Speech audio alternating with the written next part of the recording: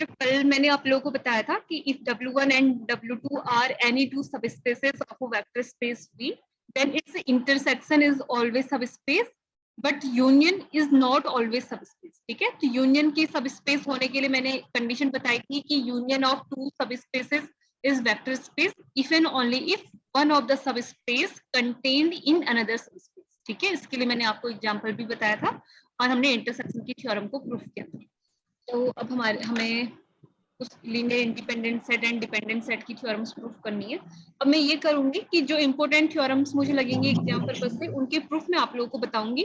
जिनके proof exam में नहीं आने वाले होंगे उनको अप्लाई आपने कैसे करना है उनके सिर्फ एप्लीकेशन बताऊंगी, ठीक है, और जो एग्जाम के लिए इंपॉर्टेंट है उनके प्रूफ बताऊंगी। तो एक चीज आपको पता होनी चाहिए कि स्टैंडर्ड बेसिस क्या होता है। बेसिस तो आप लोगों को पता है, तो स्टैंडर्ड बेसिस क्या होता है ये बताओ। स्टैंडर्ड बेसिस,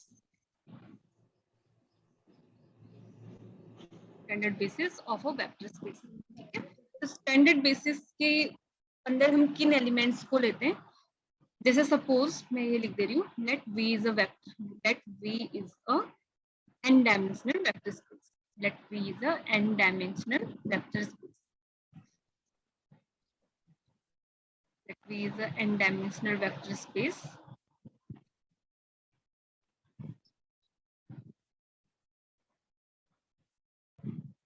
अगर डायमेंशन n है तो इट मींस इसका मीनिंग आप लोग मुझे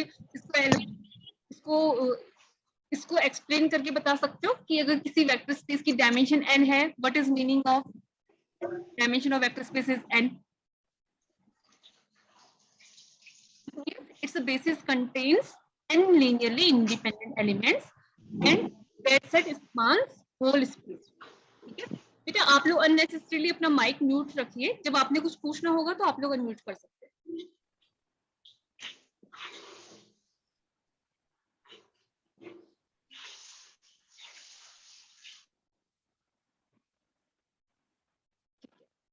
तो स्टैंडर्ड बेसिस क्या होता है, अगर हमारे पास में V कोई n डायमेंशनल वेक्टर स्पेस है तो जो उसका स्टैंडर्ड बेसिस है उसको डिफाइन किया गया है इससे, V इक्वल टू, सपोज का जो फर्स्ट टपल है वो 0 1 होगा, बाकी सारे टपल्स 0 होंगे, ठीक है। और इसमें टोटल टपल कितने होंगे, n डायमेंशनल स्पेस है तो इसके जो वेक्टर के जो एलिमेंट है उसमें n टपल होंगे, ठीक है, और उसका सेकंड एलिमेंट 0, अब सेकंड टपल 1 होगा एंड बाकी ऑल एलिमेंट्स उसके 0 होंगे, एंड थर्ड टपल सिमिलरली होगा उसका 0 0 1 and all tuples will be 0, and इसका लास्ट टपल होगा हमारा बाकी सारे 0 और लास्ट में 1, ठीक है। ये हमारा होता है स्टैंडर्ड बेसिस। तो अब आप लोग मुझे बताओ कि R2, अगर हमारा जो वेक्टर स्पेस है वो R2 है define over set of real number, तो इसके केस में स्टैंडर्ड बेसिस क्या होगा, R2 है तो it means 2 dimensional vector space है, तो इसमें स्टैंडर्ड बेसिस हो जाएगा 1 0 एंड 0 1, ठीक है। अब R क्यूब के लिए आप लोग बताओ मुझे, R क्यूब का क्या होना चाहिए स्टैंडर्ड बेसिस, बताओ बेटा। फर्स्ट एलिमेंट क्या होगा,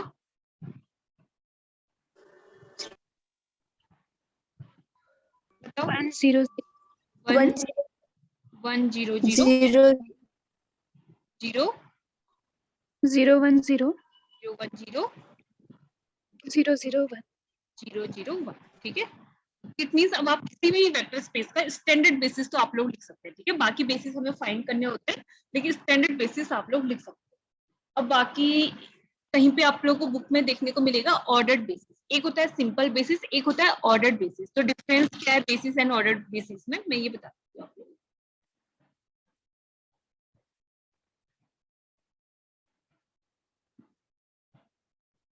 ऑर्डर्ड बेसिस, ऑर्डर्ड बेसिस, जैसे सपोज हमारे पास में कोई एक रैंडम कोई बेसिस लिख रही हूँ, R क्यूब का बेसिस लिख रही हूँ, ठीक है, 1 1 0 1 0 1 0 1, तो ये सेट है, इसी सेट को मैं ये भी लिख सकती हूँ, बताना आप लोग, क्या मैं ये भी लिख सकती हूँ 1 0 1 0 1 1 110। दोनों सेट में क्या कोई डिफरेंस है या दोनों सेम सेट को रिप्रेजेंट करते हैं? मैंने जो दो सेट लिखे हुए हैं क्या दोनों सेम सेट को रिप्रेजेंट करते हैं या दोनों डिफरेंट डिफरेंट है? तो इसको B1 से डिनोट कर दें और इसको B2 से। These two sets are equal और डिफरेंट?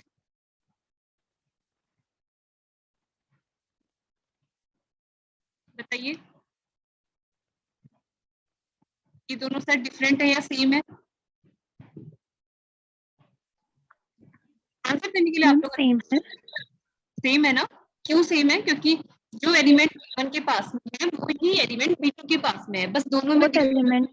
डिफरेंस क्या है कि इसमें हमारे पास में जो यहाँ फर्स्ट एलिमेंट है वो यहाँ पर थर्ड एलिमेंट बन जा रहा है, जो यहाँ सेकंड एलिमेंट है वो यहाँ फर्स्ट बन जा रहा है, और जो यहाँ का थर्ड एलिमेंट है वो यहाँ सेकंड एलिमेंट बन रहा है। ठीक है, तो ऑर्डर्ड बेसिस में क्या होता है, आपको पता रहता है कि बेसिस का फर्स्ट एलिमेंट क्या है, सेकंड एलिमेंट क्या है एंड थर्ड एलिमेंट क्या है। देखा जाए तो B1 भी वेक्टर स्पेस का बेसिस है एंड B2 भी बेसिस है, दोनों में डिफरेंस नहीं है। तो ऑर्डर्ड बेसिस में क्या हो जाता है कि हम उनको ऑर्डर करके मींस एक अच्छे ऑर्डर बना के लिख देते हैं। ऑर्डर बना के लिख देते का है मीनिंग है जैसे 1 के बाद 2 आता है, फिक्स है कि 1 के बाद 2 आता है, 2 के बाद 3 आता है नेचुरल नंबर में, 3 के बाद 4 आता है। तो अगर हम इनकी प्लेस को अगर फिक्स कर दें, अगर हम फिक्स कर दें कि जो 110 है ये फर्स्ट वेक्टर है बेसिस का, और 101 सेकंड वेक्टर है, और 011 थर्ड वेक्टर है बेसिस का। ठीक है, तो ये ऑर्डर्ड बेसिस बन जाएगा। तो ऑर्डर्ड बेसिस कुछ नहीं है, बस अगर हम जो वेक्टर्स हैं उनकी पोजीशन को फिक्स कर दें तो वो हमारे पास में ऑर्डर्ड बेसिस बन जाएगा। ठीक है, ये बेसिक सी चीजें थी, स्टैंडर्ड बेसिस अब आप लोगों को पता होना चाहिए। अब नेक्स्ट मैं आप लोगों को कुछ इंपॉर्टेंट थ्योरम्स बता रही हूँ। फर्स्ट थ्योरम है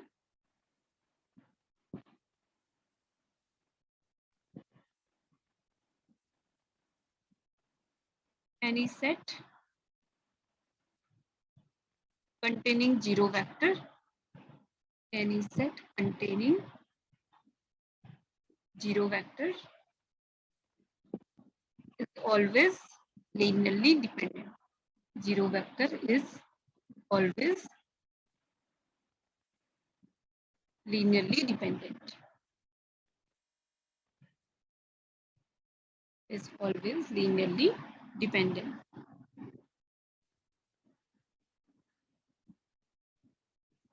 ठीक है, तो इसका प्रूफ भी बहुत आसान सा है। आप लोगों को ये प्रूफ करना है कि अगर कोई भी सेट उसके पास में अगर जीरो वेक्टर होगा तो उसको आपने लीनियरली डिपेंडेंट प्रूफ करना है। ठीक है, तो इसमें प्रूफ में लिख लेते हैं लेट। अब स्टेटमेंट मैंने इसमें पूरा लिखा नहीं है, अदरवाइज ये होता कि let V is a vector space over field F something something, जो ऑलवेज सारी थ्योरम्स का सेम कॉमन स्टेटमेंट है। ठीक है, तो मैं प्रूफ में लिख दे रही हूँ let V is a vector space over field F ना लिख के मैं सीधे लिख देती हूँ let V F is a vector space. तो हमें कोई सेट कंसीडर करना है जिसके पास में जीरो वेक्टर होगा। ठीक है, एंड सपोज कर लेते हैं लेट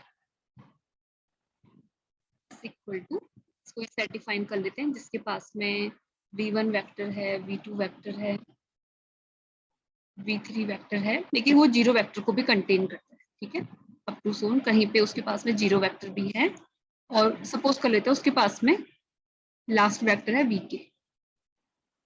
यहाँ पे जीरो वेक्टर इसका लिखा है कि आप लोगों को कंफ्यूजन ना रहे। ठीक है, इसलिए लिखा होगा जीरो वेक्टर, उसके ऊपर एरो लगा के। तो ये हमने सपोज कर लिया कि लेट एस कंटेन्स दिस। तो जो स्टेटमेंट था थ्योरम का वो फुलफिल हो गया। ठीक है, स्टेटमेंट था कि any set containing zero vector, तो सेट एस जीरो वेक्टर को कंटेन करता है। तो अब हमारा टारगेट क्या है, we have to show set S is linearly dependent. ठीक है, तो किसी भी सेट को लीनियरली इंडिपेंडेंट है या डिपेंडेंट है चेक करने के लिए हम क्या करते हैं, first of all we form a linear combination.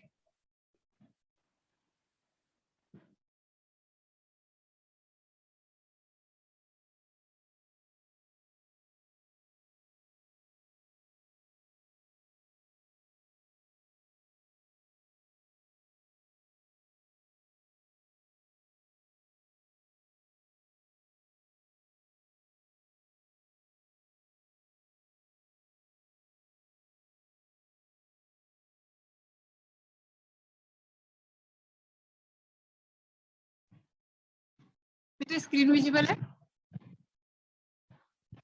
Yes, ma'am.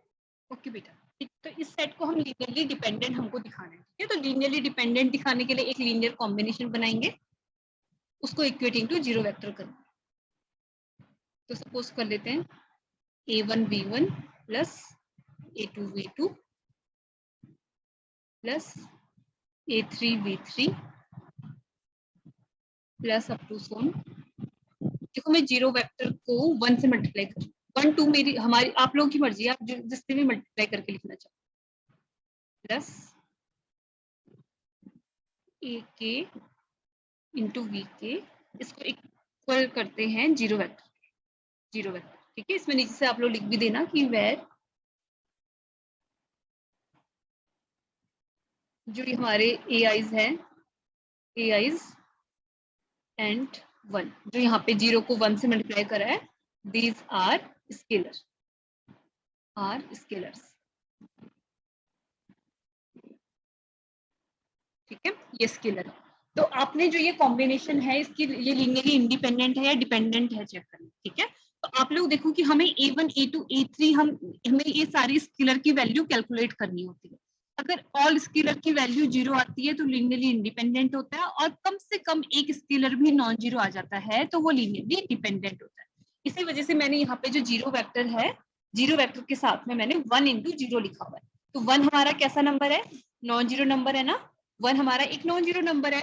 अब भले ही बाकी के हमारे a1 a2 a3 a के अगर जीरो भी आ जाते हैं कोई फर्क नहीं पड़ता, और अगर नॉन जीरो भी आ जाते हैं तब भी कोई फर्क नहीं पड़ता, क्योंकि कम से कम एक स्केलर भी अगर नॉन जीरो होता है तो सेट हमारा लीनियरली डिपेंडेंट होता है, ठीक है। इसमें कोई कंफ्यूजन है? बहुत ही आसान सा कंसेप्ट है, ठीक है। क्योंकि अगर हमें कम से कम एक स्केलर भी नॉन जीरो मिल जाता है तो सेट लीनियरली डिपेंडेंट होता है। तो हमारे पास में 1 तो नॉन जीरो मिल ही रहा है हमको, अगर बाकी के a1 a2 में से भी कोई एक नंबर नॉन जीरो आ जाता है या ये सारे के सारे जीरो भी आ जाए तब भी हमारा जो सेट है लीनियरली डिपेंडेंट ही रहेगा, ठीक है। तो हम उसके बाद लिख देंगे since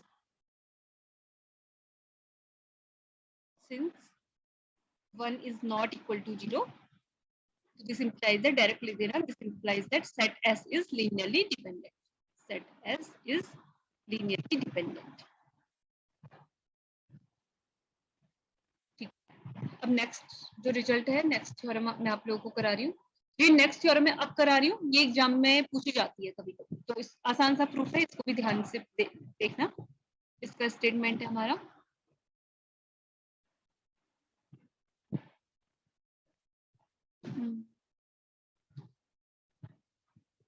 any two vectors are linearly dependent, any two vectors are linearly dependent। बेटा मैं L डॉट D डॉट लिखूँ, ठीक है, आप लोगों को कंफ्यूजन नहीं होना चाहिए। This denotes linearly dependent, any two vectors are linearly dependent if and only if one is scalar multiple of another, if and only if one is scalar multiple of another, scalar multiple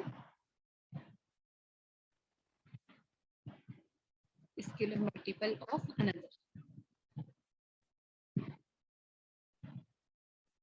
if and only if है तो इसके आपने दोनों part करने होंगे, ठीक है। एक बार हम सपोज करेंगे लीनियरली डिपेंडेंट है और दिखाएंगे कि one is scalar multiple of another, और दूसरी बार में हम सपोज करेंगे one is scalar multiple of another और उसको लीनियरली डिपेंडेंट दिखाएंगे, ठीक है। इफ एंड ओनली इफ पे सारी थ्योरम्स में सेम काम होता है, करना कैसे वो अलग बात है, लेकिन ये सब में करना होता है।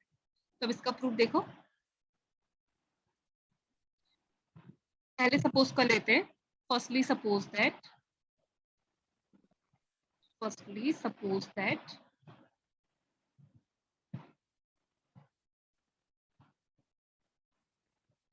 हम सपोज कर लेते हैं कि टू वेक्टर्स लीनियरली डिपेंडेंट है, ठीक है। फर्स्टली सपोज दैट वेक्टर्स, अब two vectors alpha 1 and alpha 2 suppose कर ले रही हूँ, vectors alpha 1 and alpha 2 are linearly dependent. फिर जब कभी भी आप लोग अपना टारगेट माइंड में रख के काम करोगे तो चीजें समझनी आसान होती है।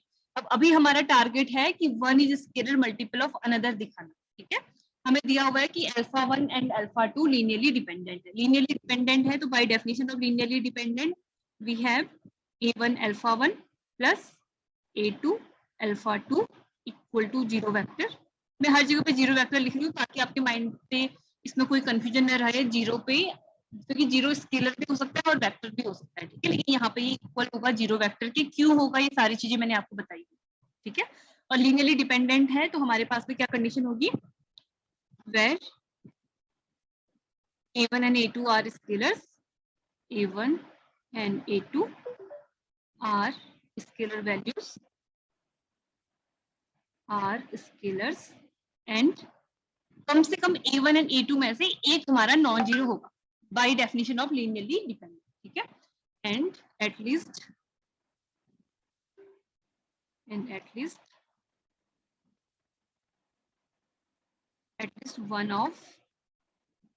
one of them must be non-zero. One of them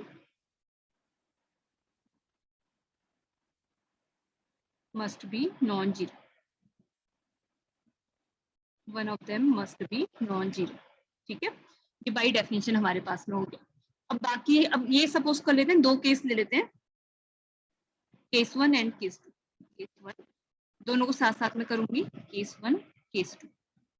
one of them must be non zero, तो पहली बार मैं ये सपोज कर ले रही हूँ, if A1 is not equal to zero, ठीक है, A1 को नॉन जीरो सपोज कर रही हूँ इस केस में, और दूसरे केस में सपोज कर रही हूँ if A2 is non zero, if A2 is not equal to zero, ठीक है। अब फर्स्ट केस को मैं कर रही हूँ, सेकंड केस आप लोगों के लिए होमवर्क करेगा। पर A1 हमारा नॉन जीरो है, तो जो हमारी, ठीक है, इसको इक्वेशन 1 लिख दे रही हूँ, इक्वेशन 1। अब now from equation 1, from equation 1 हमारे पास आ जाएगा, A1 को हमने नॉन जीरो सपोज किया, ठीक है, ये लिख सकते हैं A1 अल्फा 1 इक्वल्स टू, इसको राइट हैंड साइड में शिफ्ट करेंगे तो हमारे पास आ जाएगा A2 अल्फा 2, ठीक है। अब यहाँ से ये लिख सकते हैं क्या, alpha 1 equal to minus A2 upon A1 into alpha 2। बेटा मैंने A1 को, क्या मैं यहाँ पे ऐसा भी लिख सकती हूँ कि अगर चलो मैं यहाँ पे दूसरा केस भी मैं ही आपको करके बताती हूँ, तब आपको ज्यादा अच्छे से समझ में आएगा। यहाँ पर केस 2 पे फ्रॉम इक्वेशन 1 हमारे पास में आएगा, फ्रॉम इक्वेशन 1। अब यहाँ मैं लिख रही हूँ A2 alpha 2 equal to minus of A1 alpha 1, तो यहाँ पे alpha 2 equals to minus of A1 upon A2 alpha 1। ठीक है, आप लोग मुझे रेशनल नंबर की डेफिनेशन बताओ। जो रेशनल नंबर होता है, रेशनल नंबर को डिनोट किया जाता है P अपॉन Q से, एंड ये P एंड Q के लिए कुछ कंडीशंस होती हैं कि P and Q belongs to set of integer, and एक और कंडीशन होती है, बताओ क्या होती है दूसरी कंडीशन रेशनल होने के लिए, P upon Q is very good, Q does not equal to zero, ठीक है। इसीलिए यहाँ पे देखो मैंने जो फर्स्ट केस था, जो ये फर्स्ट केस है, यहाँ पे मैंने A1 को अपॉन में लिखा हुआ है, A1 को डिनोमिनेटर में क्यों लिखा है, क्योंकि A1 के बारे में हमको जानकारी है कि A1 हमारा जीरो नहीं है, A1 नॉन जीरो है, और A2 के बारे में यहाँ पे नहीं पता है, A2 तो पॉसिबिलिटी है कि A2 जीरो हो सकता है, इसलिए यहाँ पे ये नहीं लिख सकते कि यहाँ से अल्फा 2 की वैल्यू निकाल के ये नहीं लिख सकते हम कि A1 अपॉन अल्फा 2, क्योंकि अल्फा 2 के बारे में हमें जानकारी नहीं है कि वो नॉन जीरो है या क्या है, क्योंकि A2 तो जीरो भी हो सकता है ना, लीनियरली डिपेंडेंट होने पे, एक नॉन जीरो होने से ही वो हमारा सेट लीनियरली डिपेंडेंट बन जाता है। इसलिए फर्स्ट केस में जब A1 को नॉन जीरो कंसीडर किया था, तब हमने A1 को डिनोमिनेटर में लिखा है, क्योंकि अगर ये जीरो नॉन जीरो है तो हमारे पास में जो ये फ्रैक्शन है, जो ये रेशनल नंबर है, ये डिफाइंड होगा, और अगर ये जीरो बनता तो फिर रेशनल नंबर डिफाइंड नहीं हो पाता, इसलिए हमने यहाँ पे ऐसे लिखा, ठीक है। इसको लिख देते हैं इक्वेशन 2, और यहाँ पे देखो A2 नॉन जीरो था सेकंड केस में A2 नॉन जीरो है, तो यहाँ पे इसलिए हमने A2 को डिनोमिनेटर में लिखा, ठीक है। तो अब समझ में आ गया होगा ये। अब इसको लिख देते हैं इक्वेशन 3। देखो दोनों केसेस में यहाँ पे क्या आ जा रहा है, स्केलर मल्टीपल ऑफ अनदर का मीनिंग तो आप लोगों को पता होगा। हमारे पास में यहाँ पे क्या आ रहा है, जो ये जो अल्फा 1 वेक्टर है, अल्फा 2 वेक्टर का कितने टाइम्स है, minus A2 upon A1 times है। स्केलर मल्टीपल का मीनिंग यही तो होता है।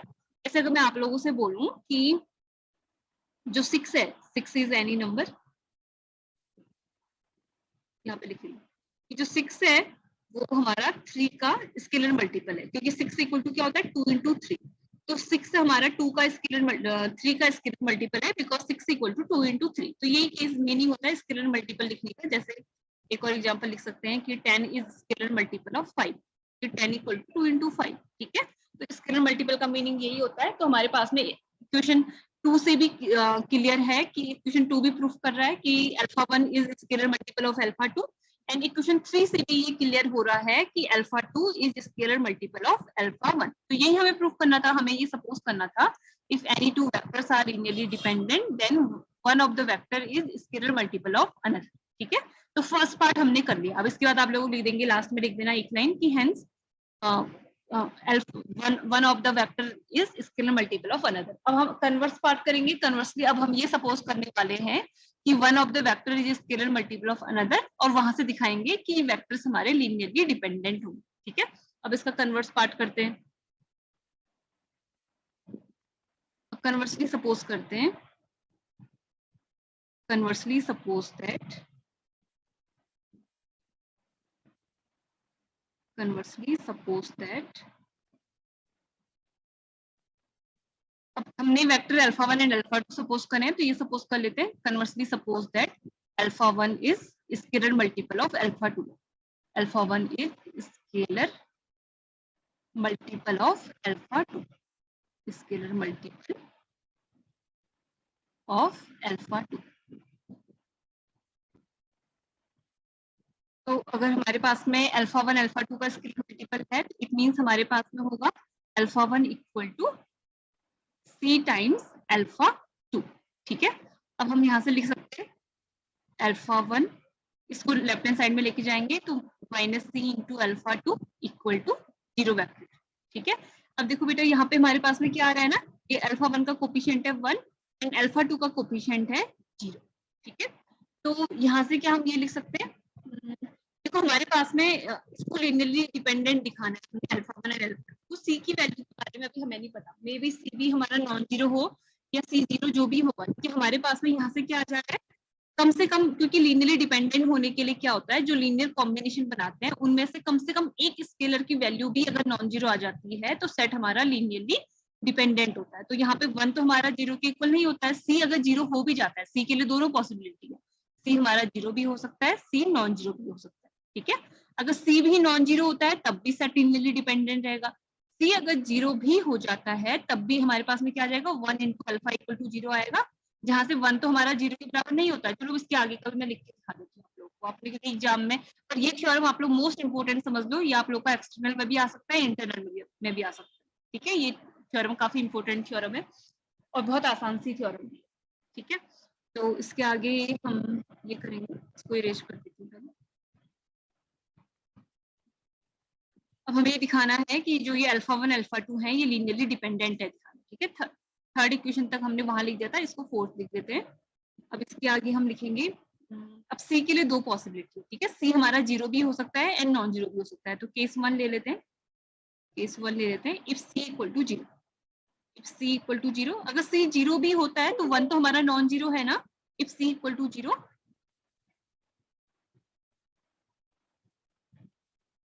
अगर सी हमारा 0 भी आ जाता है तो हमारे पास में देन जो 1 है 1 तो नॉन 0 है हमारा, 1 इज नॉट इक्वल टू 0, तो तब भी हमारा ये इंप्लाई करता है, equation 4 implies that, equation 4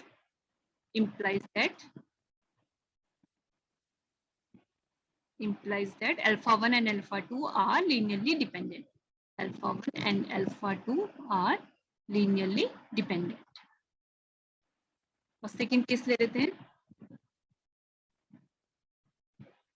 if c is not equal to 0, अगर c नॉन जीरो है, नॉन जीरो है तो फिर तो कोई कंफ्यूजन ही नहीं है, लीनियरली डिपेंडेंट के लिए हमें कम से कम एक नॉन जीरो चाहिए होता है, यहाँ पे तो 1 भी नॉन जीरो आ जा रहा है, c भी नॉन जीरो आ जा रहा है, तो तब भी अल्फा 1 एंड अल्फा 2 हमारे लीनियरली डिपेंडेंट है।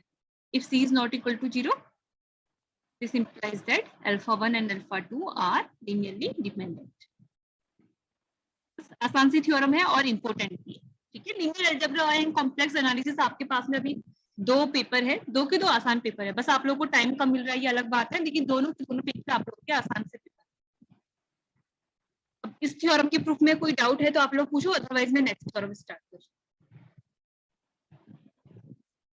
तो आप लोग पूछते नहीं हो तो मैं यही मान के चलूंगी कि आपको समझ में आ गया है। तो अब नेक्स्ट थ्योरम है हमारी,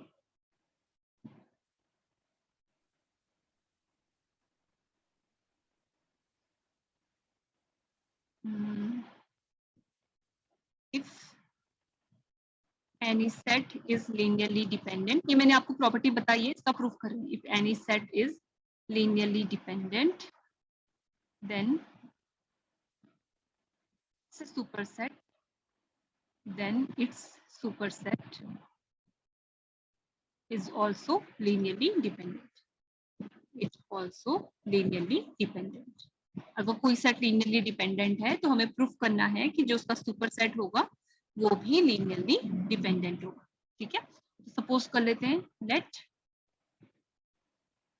कोई सेट एस कंसीडर कर लेते हैं. Let set S containing alpha 1, alpha 2, alpha k is a linearly dependent set. Is a linearly dependent set.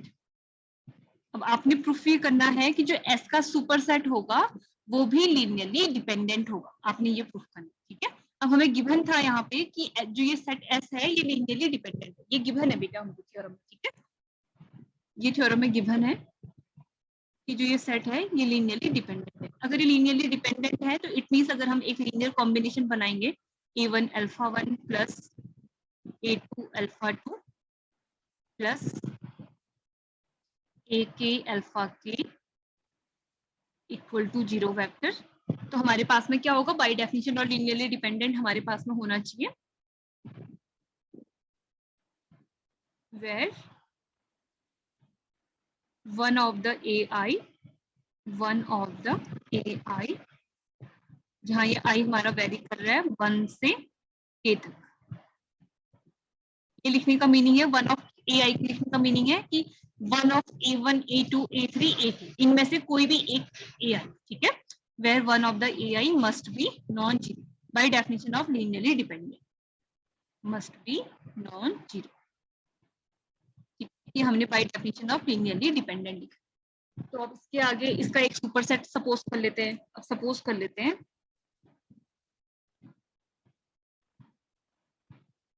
Late superset को डिनोट कर लेते हैं W से. Let W is superset of set S. Let W is superset of S. अगर ये S का superset है तो इट मींस W S के तो ऑल एलिमेंट्स को कंटेन करेगा, उसके पास में कुछ एक्स्ट्रा एलिमेंट्स भी होंगे. ठीक है, तो W को डिफाइन कर लेते हैं and W equal to suppose कर लेते हैं. अब S के सारे एलिमेंट तो होने ही होने हैं उसके पास में. अल्फा 1 अल्फा 2 से अल्फा k तक तो उसके पास होने ही चाहिए. अब सुपर सेट है तो कुछ एक्स्ट्रा एलिमेंट भी होने चाहिए. ठीक है, तो उसके अंदर कुछ एलिमेंट्स और डाल देते हैं. बीटा 1, बीटा 2, बीटा L लिख लेते हैं इसको. ठीक है, तो अब हमें ये दिखाना है कि जो सेट W है ये भी लीनियरली डिपेंडेंट हो. ठीक है, तो लीनियरली डिपेंडेंट दिखाने के लिए आप लोगों को इतना तो अब याद हो जाना चाहिए कि एक लीनियर कॉम्बिनेशन बनती है. ठीक है, अब एक लीनियर कॉम्बिनेशन बनाते हैं. A1 alpha 1 plus A2 alpha 2 plus A3 alpha 3 plus up to so on AK alpha k. बेटा जो इक्वेशन 1 है इसको इक्वेशन 1 लिख लेती हूँ मैं. इसको लिख लेती हूँ इक्वेशन 1. ठीक, जो ये इक्वेशन 1 है ना, इसमें मैं अगर ये चीज ऐड करूँ तो कोई चेंजेस आएंगे आप लोग बताना. अगर मैं इसमें ये ऐड करूँ 0 into beta 1 plus 0 into beta 2 plus 0 into beta L, तो राइट हैंड साइड पे भी 0 वेक्टर लिख दी. मैंने जो इक्वेशन 1 है इक्वेशन 1 में ये वाला पार्ट ऐड करा है. तो आप लोग मुझे ये बताओ कि इक्वेशन 1 में अगर मैं इस टर्म को ऐड करती हूँ तो इक्वेशन 1 की वैल्यू में क्या कोई चेंज आएगा या नहीं आएगा? ये बताओ. मैम नहीं आएगा. क्यों नहीं आएगा? मैम क्योंकि 0 इंटू समथिंग 0 ही होता है. 0 होगा. ठीक है, बिल्कुल सही बात है. तो हमारे पास में अगर इक्वेशन 1 में जो टर्म मैंने अंडरलाइन करा है इसको ऐड भी कर देते हैं तो कोई चेंजेस नहीं आने वाले. ठीक है, और ये एक लीनियर कॉम्बिनेशन तो है. सेट W के ऑल एलिमेंट्स का लीनियर कॉम्बिनेशन भी ये डिनोट करता है. तो अब आप लोगों ने बताना है जो इक्वेशन 2 अब हमारे पास में आ गई है, इसको अगर मैं इक्वेशन 2 लिख दूं तो इक्वेशन 2 को क्या हम लीनियरली डिपेंडेंट सेट बोल सकते हैं? देखो आपके पास में क्या है ना, जो इक्वेशन 1 बोल सकते हैं. Yes ma'am. आंसर आपने सही दिया, आप रीजन भी बताओ. आंसर आपने सही दिया है. मैम क्योंकि this is equals to 0 vector, हाँ, which is the condition for linear dependency. Zero linear dependency की कंडीशन तो ये होती है कि जो उसके कोफिशिएंट होते हैं लीनियर कॉम्बिनेशन के, कम से कम एटलीस्ट एक कोफिशिएंट नॉन जीरो होना चाहिए, ये होती है ना कंडीशन। तो क्यों, तो क्या ये कंडीशन फुलफिल हो पा रही है? नहीं मैम, मैम नहीं, सॉरी, हो रही हो रही है। क्यों हो रही है? मैम, देखो, हो हमारे रही। पास में क्या थी, जो इक्वेशन 1 था ना, इक्वेशन 1 में क्या है कि one of the AI must be non zero है। तो यहाँ से हमारे पास में हमें इतना पता है कि जो ये वाला पार्ट है, जो फर्स्ट वाला पार्ट है ना, इनमें से A1 A2 A3 A के में से कम एक स्केलर तो नॉन जीरो है, इसकी तो गारंटी है हमारे पास में इक्वेशन 1 से। ठीक है, अब बाकी भले ही जो β1 β2 हैं उनके अगर और कोफिशिएंट जीरो भी हो जाते हैं तो फर्क क्या पड़ता है, आगे से तो हमारे पास में नॉन जीरो कोफिशिएंट मिल जा रहा है ना।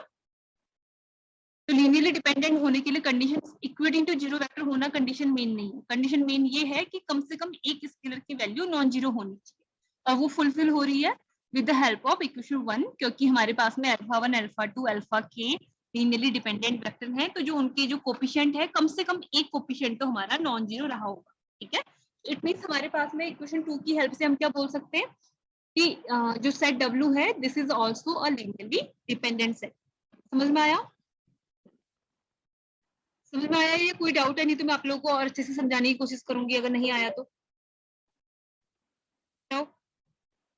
आ गया मैम। ओके, तो हम लास्ट में लिख देंगे from equations 1 and 2, from equations 1 and 2 W is a linearly dependent set. W is linearly dependent. ठीक है, कुछ आसान आसान सी थ्योरम है, आप लोगों ने रटनी नहीं है, समझनी है। अगर क्लास में समझते हुए पढ़ोगे तो बस आप लोगों को देखोगे तो एग्जाम में आप लोग इनके प्रूफ लिख सकते हैं, क्योंकि टफ है ही नहीं ये थ्योरम्स। कुछ थ्योरम्स होती हैं जिनमें लेंथी स्टेप होते हैं, तो वो तो हमें याद रखने पड़ते हैं, लेकिन ये थ्योरम्स बिल्कुल आसान सी थ्योरम्स। ठीक है, तो अब नेक्स्ट थ्योरम है हमारी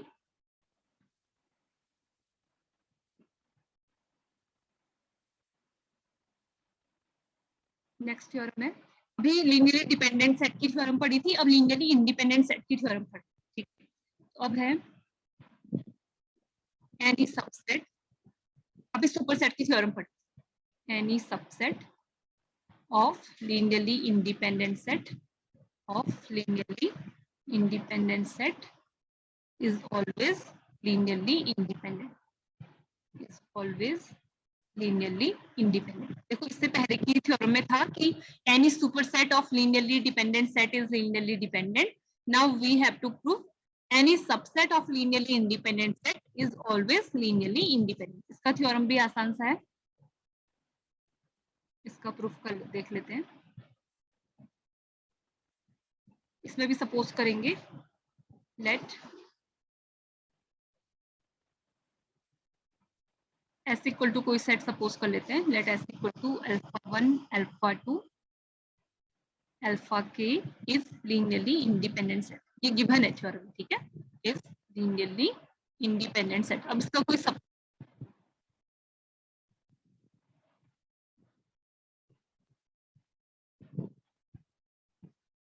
ठीक है, तो अब हमें इसका कोई सबसेट कंसीडर करना है और उसको भी लीनियरली इंडिपेंडेंट दिखाना है। ठीक है, तो हमने सपोज कर लिया let S is linearly independent set, तो अब ये इसका कोई सबसेट ले लेते हैं। ठीक है, ये लिख लेते हैं कि लेट W हमने इसका सुपरसेट लिया था, तो सबसेट को डिनोट कर रही हूँ मैं, इससे भी डिनोट कर सकते हैं, उससे फर्क नहीं पड़ता। V से डिनोट, V से नहीं, V से हम वेक्टर स्पेस को डिनोट करते हैं, T से डिनोट कर लीजिए। Let T is any subset of, T is any subset of S। Subset की डेफिनेशन से आपको पता है कि if T is subset of S, तो it means T set S के कुछ एलिमेंट्स को कंटेन करें। ठीक है, तो इसके लिए अब इसको मैं कॉन्ट्राडिक्शन मेथड से प्रूफ करा रही हूँ, क्योंकि कॉन्ट्राडिक्शन मेथड से इसका बहुत आसान प्रूफ है। ठीक है, टी को लीनियरली इंडिपेंडेंट प्रूफ करना है आपको, अपना टारगेट आपको याद होना चाहिए कि आपको ये दिखाना है कि subset of linearly independent set is linearly independent.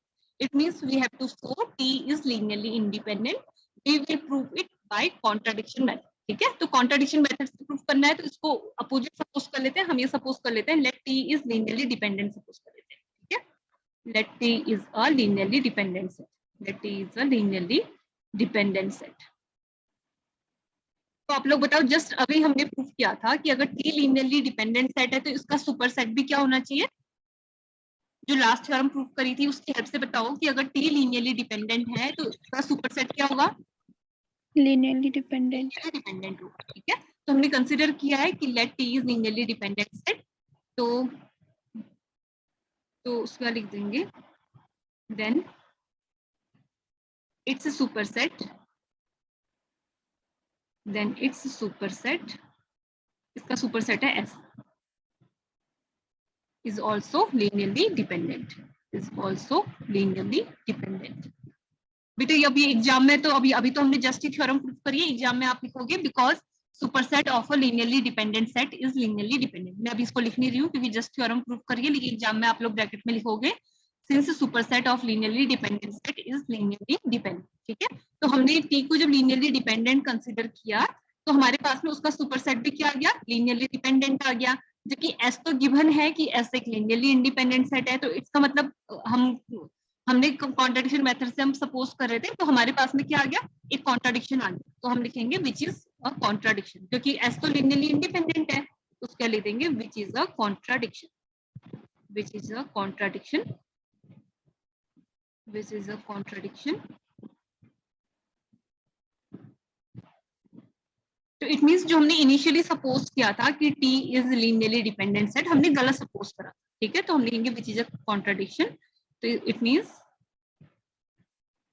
this implies that our initial hypothesis is wrong, our initial hypothesis is wrong, our initial hypothesis is wrong।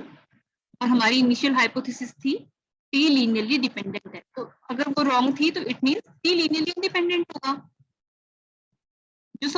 जो हमने सपोज किया था वो रॉन्ग था, तो इट मींस टी क्या हो गया? टी इज लीनियरली इंडिपेंडेंट, बस। ठीक है, इसीलिए मैंने पहले लीनियरली डिपेंडेंट की थ्योरम आप लोगों को कराई, क्योंकि उसकी हेल्प से इसका प्रूफ काफी आसान हो जाता है। ठीक है, अब एग्जाम में अगर आपके पास में ये अगर रॉन्ग आंसर में आती है तो आप लोग उसमें स्टेप्स कैसे बढ़ाने, आप लोग लीनियरली डिपेंडेंट का भी पहले इसमें दिखाओगे कि super set of linearly dependent set हमारा लीनियरली डिपेंडेंट क्यों होता है, फिर उसकी हेल्प से आप इसको प्रूफ करोगे। ठीक है, अब हमारी जो नेक्स्ट थ्योरम है, ये थ्योरम भी बहुत इंपॉर्टेंट है। आज की जो मैं थ्योरम्स करा रही हूँ, जो इंपॉर्टेंट थ्योरम है, एक इंपॉर्टेंट थ्योरम थी if any two vectors are linearly dependent then one of the vector is scalar multiple of another vector, ये एक इंपॉर्टेंट है। अब जो थ्योरम अब करा रही हूँ ये भी इंपॉर्टेंट है।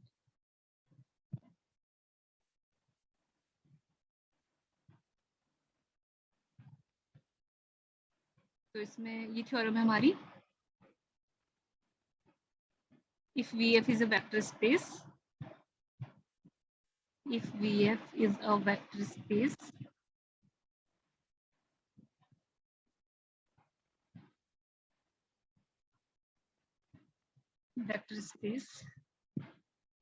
and कोई सेट S कंसीडर कर लेते हैं, alpha 1 alpha 2 alpha k is linearly dependent, ये गिवन, ठीक है, is linearly dependent।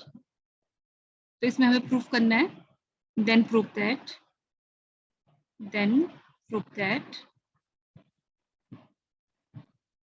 one of the vector is, then prove that one of the vector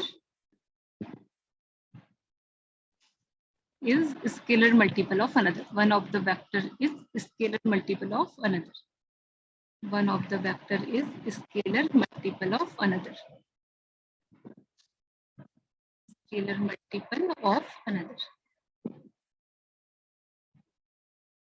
लेकिन ये वाली थ्योरम कभी इस लैंग्वेज पे लिखी हुई आती है, कभी मैं आप लोगों इसका अल्टरनेटिव स्टेटमेंट भी लिखाऊंगी, कभी वैसे लिखी हुई आती है। तो दोनों के स्टेप प्रूफ के स्टेप्स में कुछ चेंजेस आपको है, एक ये और दोनों ही अपने आप में इंपॉर्टेंट है, तो आप लोगों ने दोनों के प्रूफ याद रखने, ठीक है, और उनका मेन है कि वो रिजल्ट क्या है, वो रिजल्ट भी याद रखना है। तो इसका प्रूफ देखते हैं।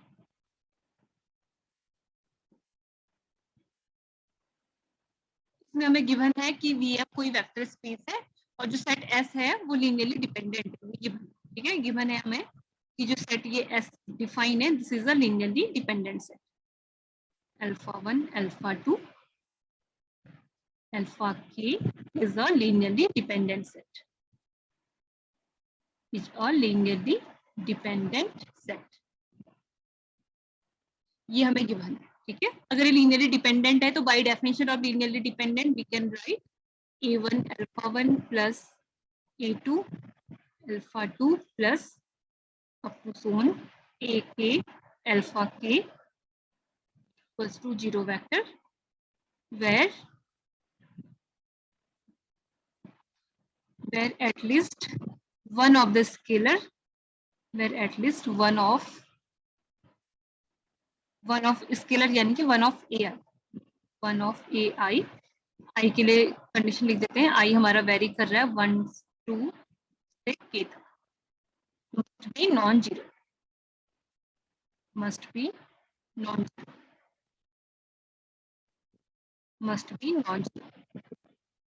इनमें से कम कोई एक स्केलर नॉन जीरो होगा, ठीक है।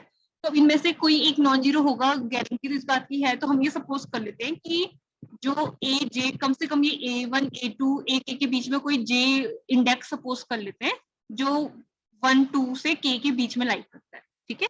मैं लिख रही हूँ, उसके बाद बताना, पहले लिखूंगी तो शायद बोलूंगी ज्यादा तो फिर आप कंफ्यूज हो जाओगे।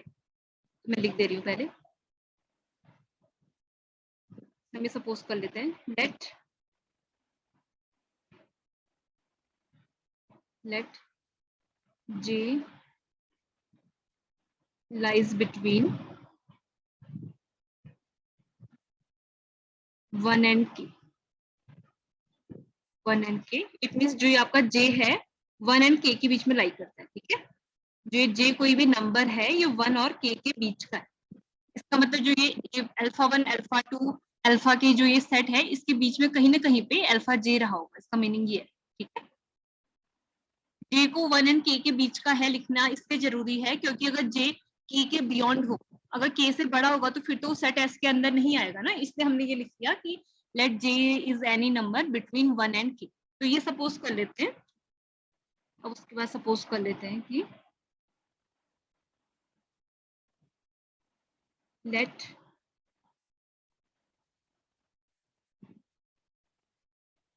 One of scalar must be non zero, हमें पता है। हम ये सपोज कर लेते हैं let aj is not equal to zero, ठीक है, क्योंकि हमें पता है कि कम से कम एक स्केलर तो होता है जो नॉन जीरो होता है। तो हम ये सपोज कर लेते हैं let aj is non zero, यानी कि aj is not equal to zero.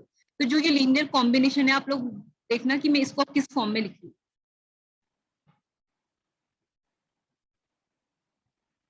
इसको लिख रही हूँ, इसको ऐसे लिख सकती हूँ,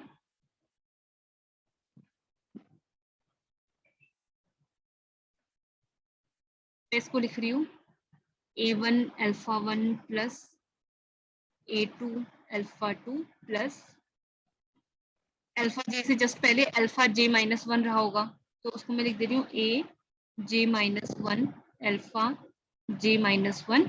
और अल्फा j का कोफिशिएंट जैसे अल्फा 1 का कोफिशिएंट a1 है, अल्फा 2 का कोफिशिएंट अल्फा 2 है, तो वैसे ही अल्फा j माइनस 1 का कोफिशिएंट सिमिलरली मैंने लिख दिया a j माइनस 1। और अल्फा j का कोफिशिएंट होना चाहिए a j into alpha j plus a j plus 1 alpha j plus 1 plus up to so on a k into alpha k equal to 0 vector, ठीक है। अब मैं इसके बाद लिख रही हूँ इक्वल टू, मैं ए जी अल्फा जे को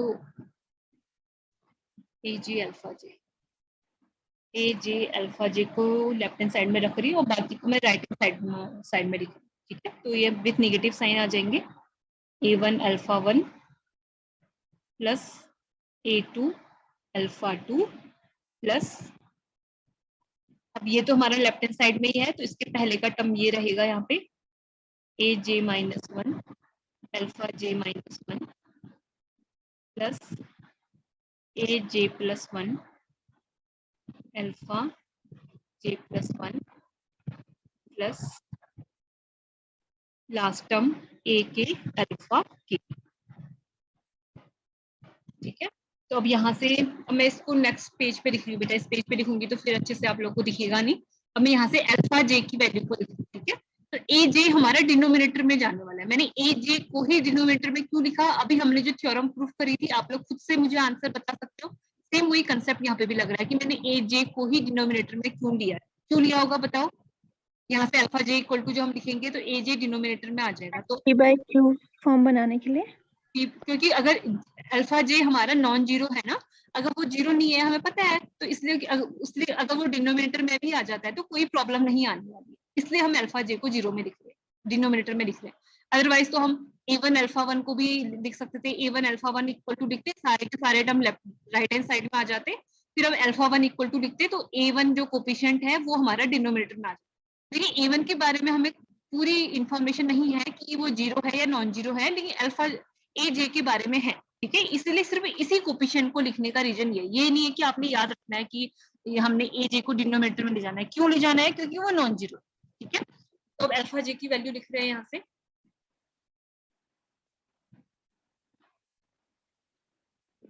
अल्फा जे हमारा आ जाएगा, नेगेटिव साइन कॉमन था, a1 upon A J alpha 1 plus a2 upon alpha J alpha 2 plus, मैं सीधे लास्ट टर्म लिख दे रही हूँ, बीच वाले टर्म्स की उतनी कोई जरूरत नहीं है। लास्ट टर्म होगा हमारा ए के अपॉन ए जे अल्फा के। आप लोग ध्यान भी नहीं देते हो, मैं अगर कुछ नोटेशन गलत लिखूं, यहाँ पे अपॉन में मैंने अल्फा जे लिखा है, अल्फा जे जो क्या होगा ए जे होगा, a2 अपॉन ए जे, ठीक है। तो देखो आपके पास में क्या आ गया, जो ये अल्फा जे है, alpha J equal to negative of this this this, जो भी है ये सब आ रहा है। और हमें इस थ्योरम में प्रूफ क्या करना था, मैं दोबारा से आप लोगों को स्टेटमेंट दिखा रही हूँ। इस थ्योरम में हमें प्रूफ करना था, इसके बाद वाला पेज होगा, इसमें हमें प्रूफ करना था कि अगर हमारे पास में एस कोई लीनियरली डिपेंडेंट सेट है, ये ऐसा अगर हमारा कोई लीनियरली डिपेंडेंट सेट है, तो हमें प्रूफ करना था, then prove that one of the vector is scalar multiples of another, ठीक है। तो हमारे पास में यही तो आ गया यहाँ पे,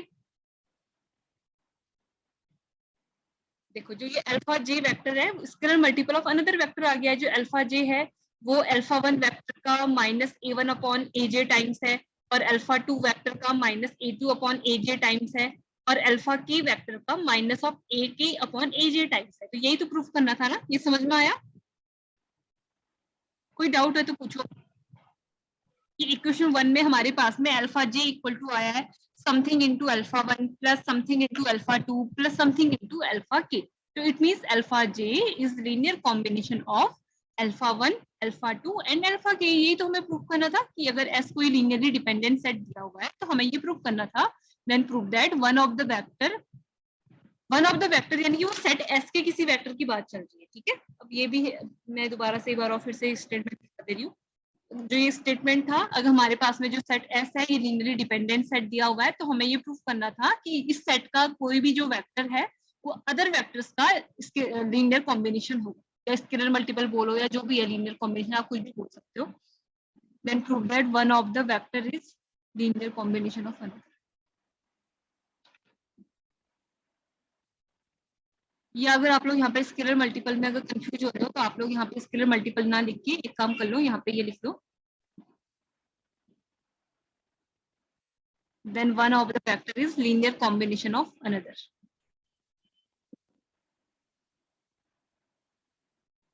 Then one of the vector is linear combination of another vector. Linear combination of another vector. ठीक है, ये one of the vector, ये set S के किसी वेक्टर की बात चल रही है, ठीक है। set S का कोई वेक्टर के बाकी वेक्टर्स का linear combination हो, तो हमारे पास में सेट एस का जो वेक्टर अल्फा जे है, बाकी अल्फा 1 अल्फा 2 अल्फा के इनका लीनियर कॉम्बिनेशन आ रहा है, तो प्रूफ हो गया, hence the theorem, hence the theorem is proved. या आप लोग जो भी लिखते हो, hence the theorem is proved, मैंने मुंह से बोला वो मैंने लिखा नहीं, hence the theorem is proved. इसी का जो अनदर स्टेटमेंट होता है, अब एग्जाम में दोनों में से कुछ भी आ सकता है क्योंकि दोनों ही इंपॉर्टेंट है, कभी वो ऐसे लिख के पूछता है, कभी वो दूसरी लैंग्वेज में पूछता है, तो उसको भी मैं लिखा दे रही हूँ आपको। और ज्यादातर जो अब स्टेटमेंट लिख रही हूँ, ज्यादातर इस स्टेटमेंट को ज्यादा पूछा जाता है, जो अभी तक प्रूफ करा था इस फॉर्म में कम पूछा जाता है, जिस फॉर्म में अब लिखेंगे इस फॉर्म में ज्यादा पूछा जाता है, ठीक है। तो जिसका दूसरा स्टेटमेंट है वो भी मैं आप लोग को लिखा दे रही हूँ। If VF is a vector space, if VF is a vector space, बस प्रूफ के स्टेप में कुछ चेंजेस आएंगे, वो कहाँ पे चेंजेस आने वाले हैं मैं आपको बताती हूँ। VF is a vector space and S equal to alpha 1, alpha 2, alpha k is a linearly dependent set. यही चीज वहां पर भी थी, is a linearly dependent set. Then prove that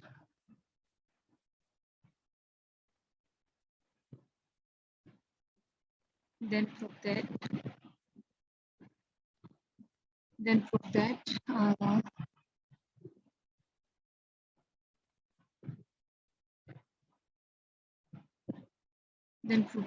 one of the vector of set S, one of the vector of set S is linear combination of, देखो अभी तक भी सेम चल रहा है, is linear combination of preceding vectors. It's preceding vectors. It's preceding vectors. अब preceding का meaning अगर आप लोग को समझ में आता है तो ये थ्योरम आसान सी है, नहीं भी आता है तो मैं आपको समझा रही हूँ कि preceding एंड succeeding का मीनिंग क्या होता है।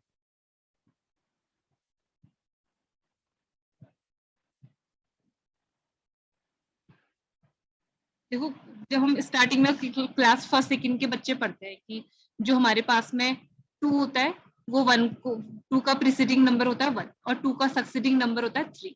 तो प्रीसीडिंग एंड सक्सीडिंग का मीनिंग यही होता है कि किसी वेक्टर के पहले कौन से वेक्टर आ रहे हैं वो प्रीसीडिंग वेक्टर होते हैं और उसके बाद कौन से वेक्टर आ रहे हैं वो सक्सीडिंग वेक्टर होते हैं। ठीक है, जैसे अल्फा 2 का प्रीसीडिंग वेक्टर है अल्फा 1 और इसका सक्सीडिंग वेक्टर होगा अल्फा 3 सॉरी, और अल्फा 3 के प्रीसीडिंग वेक्टर्स 2 है, यहाँ पे अल्फा 1 एंड अल्फा 2 है और succeeding vector alpha 4, alpha 5, alpha के तक बहुत सारे। ठीक है, तो वैसे ही अगर मैं आपसे इसके बीच का कोई एक वेक्टर अगर मैं पूछूं आप लोगों से, जो सेट एस है, अगर इसके बीच में कहीं पर अगर अल्फा जे है तो जो अल्फा जे के प्रीसीडिंग वेक्टर होंगे वो होंगे अल्फा 1, अल्फा 2, अल्फा 3 से अल्फा जे -1 से, और जो सक्सीडिंग वेक्टर्स होंगे वो होंगे अल्फा जे +1 से अल्फा जे +2 से अल्फा के तक होंगे। ठीक है, तो जो थ्योरम का स्टेटमेंट है पहले वो समझ में आना जरूरी है, तभी आप लोग को प्रूफ भी आसान लगेगा। तो प्रीसीडिंग का मीनिंग सिर्फ ये है कि हमें इसमें ये बाकी देखो स्टेटमेंट बिल्कुल सेम है कि अगर VF is a vector space and S is any linearly dependent set, तो इसमें हमें ये प्रूव करना है कि one of the vector of set S is linear combination of its preceding vectors, उसमें बोला हुआ है।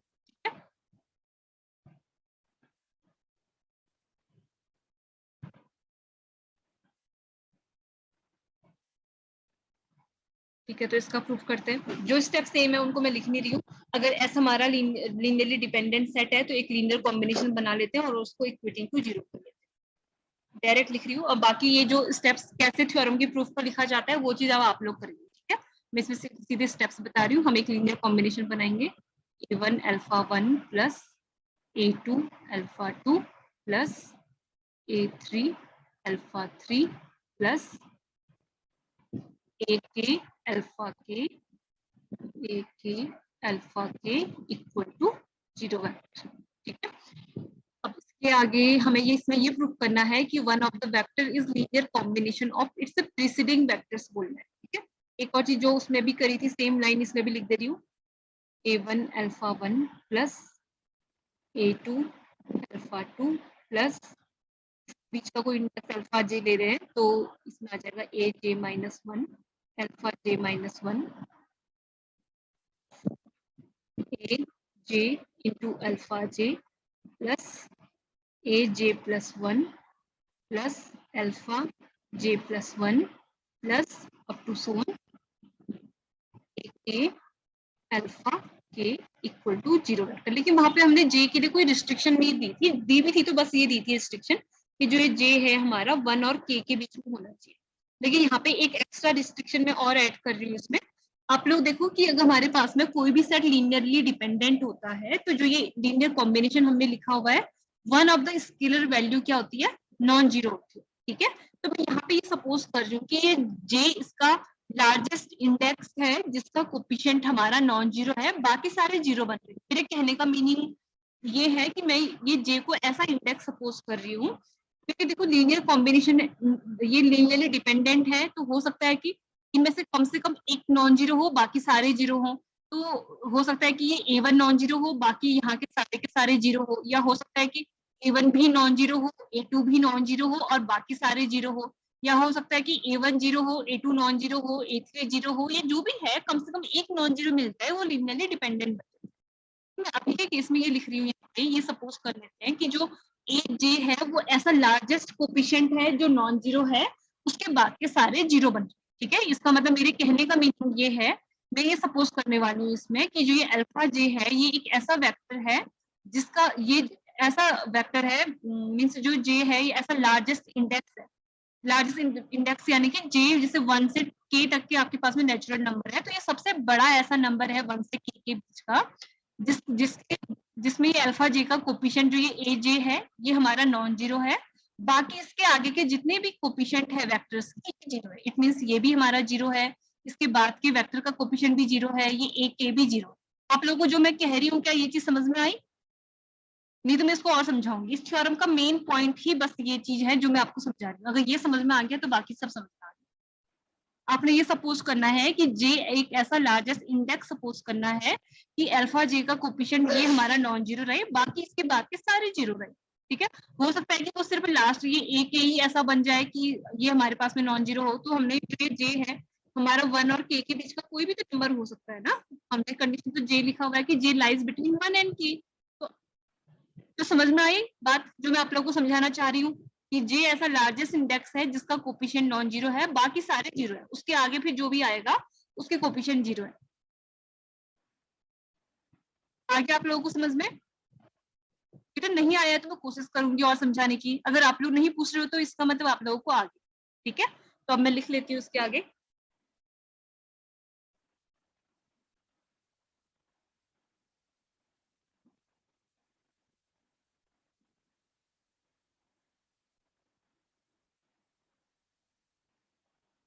अब इसमें ये सपोज कर लेते हैं वेर जो ये जे था, जे हमारा लाइक करता है 1 एंड के बीच में, लाइज बिटवीन 1 एंड के, and J is the largest index.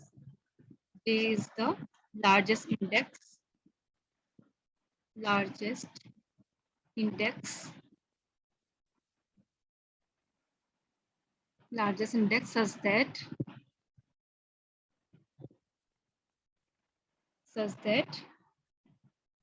AJ is non-zero.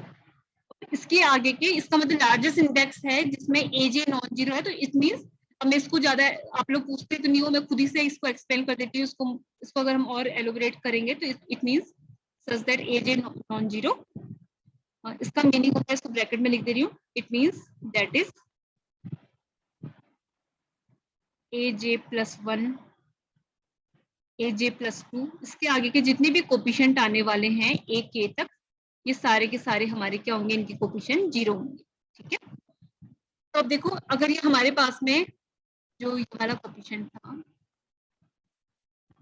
ये AJ अल्फा जे, हम ये बोल रहे हैं कि लार्जेस्ट है जिसका कोफिशिएंट नॉन जीरो है, इसके आगे के सारे हमारे जीरो हैं। तो अगर मैं अब यहाँ पे अगर बाकी वाले टर्म्स को ये लिख सकती हूँ, इसके आगे हम लिख सकते हैं A1 alpha 1 plus A2 alpha 2 plus so on AJ minus 1 alpha J minus 1 plus AJ into alpha J। देखो इसके आगे के सारे जीरो हैं तो हम लिख सकते हैं 0 into alpha J plus 1 plus up to so on 0 into alpha K equal to 0 vector. ठीक है, इसका मतलब ये वाला पूरा का पूरा पार्ट यहाँ से यहाँ तक का पार्ट तो जीरो होता है। ठीक है, तो अब यहाँ पे हमारे पास में गारंटी है कि जो ये AJ है ये नॉन जीरो है, तो अब यहाँ से हम AJ अल्फा J की वैल्यू निकालेंगे। अब बाकी सारे स्टेप सेम है लास्ट थ्योरम के जैसे। अब यहाँ से आप AJ अल्फा J निकालोगे, ये सारे के सारे टर्म हमारे राइट हैंड साइड में चले जाएंगे विथ नेगेटिव साइन, फिर ए जे नॉन जीरो है तो ए जे से हम डिवाइड कर देंगे, ठीक है। तो अब जो लास्ट लाइन आएगी मैं उसको लिख रही हूँ, क्योंकि अब बाकी पूरे स्टेप लास्ट थ्योरम के जैसे हैं। तो यहाँ से हमारे पास में आ जाएगा alpha J equal to minus of a1 upon A J alpha 1 minus a2 upon A J alpha 2 minus up to सोन A J minus 1 A J into alpha J minus 1। देखो बेटा, हमें इसमें प्रूफ करना था कि one of the vector is linear combination of its preceding vector.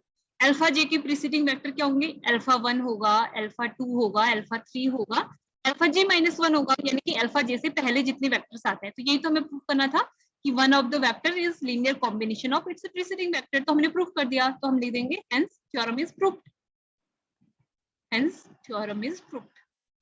Mostly ये वाली थ्योरम ज्यादा पूछी जाती है, वो वाली भी कभी कभी पूछ ली जाती है। अब तो ये है कि आप लोगों को जब पता है कि दोनों सेम रिजल्ट को दिखाते हैं तो दोनों प्रूफ आप लोगों को आनी चाहिए। Hence theorem is proved. बस इस केस में हमें एक लार्जेस्ट इंटीजर सपोज करना है, उसमें ऐसा कुछ सपोज करने की जरूरत नहीं होती, हम डायरेक्टली सपोज कर लेते हैं, कोई भी एक आर्बिट्रेरी कोफिशिएंट ले लेते हैं जो नॉन जीरो है और उसको हम दिखा देते हैं, ठीक है। लेकिन यहाँ पे हमें दिखाना है कि one of the vector is linear combination of its preceding vector, तो हमने इस तरीके से इसको सपोज करना पड़ता है।